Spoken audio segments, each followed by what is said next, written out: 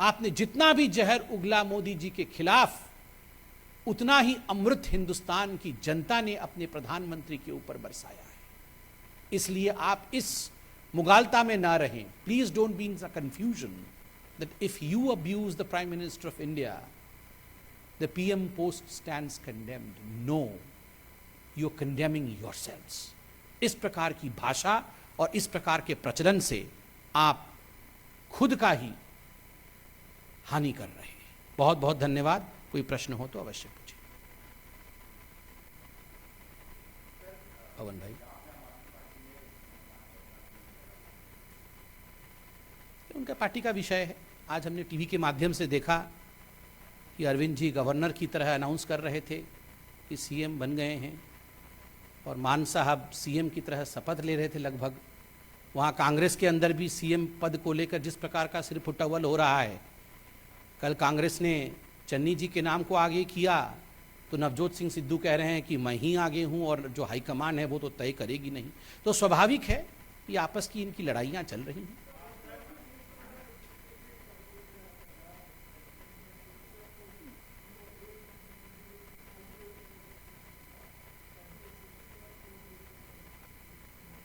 No, these were ongoing cases. These were ongoing cases, and there were cases against 26 people which we gather from the media reports, which were filed. The FIRs were filed by the Punjab government, and the Punjab government has asked action against these people.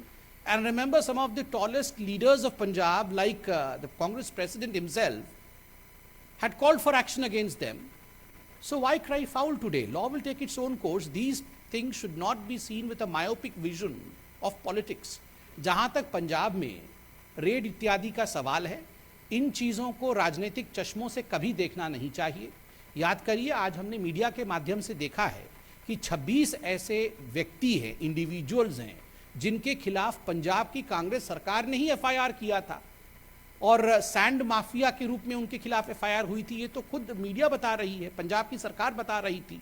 तो स्वाभाविक रूप से जो पंजाब की सरकार चाहती थी कि इनके खिलाफ कार्यवाही हो, अगर कानूनी कार्यवाही कोई हो रहा है जिसका चुनाव से कोई लेना देना नहीं है, तो मुझे लगता है इसको राजनीतिक दृष्टिकोण से नहीं देखना चाहिए। और चंद दिनों पहले तो खुद कांग्रेस के अध्यक्ष सिद्धू साहब भी कह रहे थे कि बहुत सैंड माफिया है, बाकी कुछ पॉलिटिकल पार्टीज भी कह रही थी। तो मुझे लगता है भ्रष्टाचार की लड़ाई में कभी भी राजनीति को हावी नहीं होने देना चाहिए।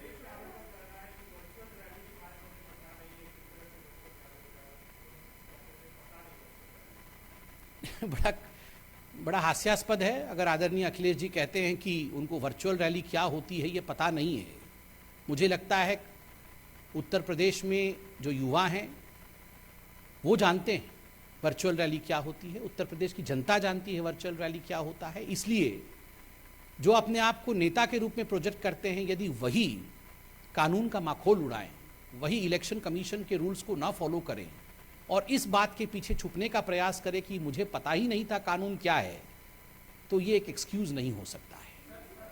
प्रणब।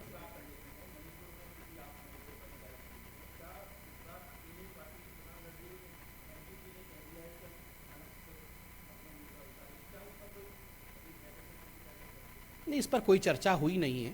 इस पर कोई भी चर्चा होगी तो अवश्य हम आपको बताएंगे।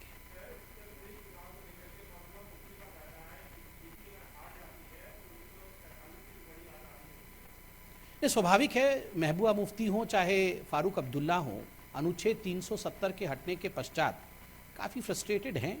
उनका तो एक ही मकसद है, अनुच्छेद 370 नहीं हटना चाहिए। तो इसी प्रकार का बयान वो समय समय पर देती रहती है। मैडम।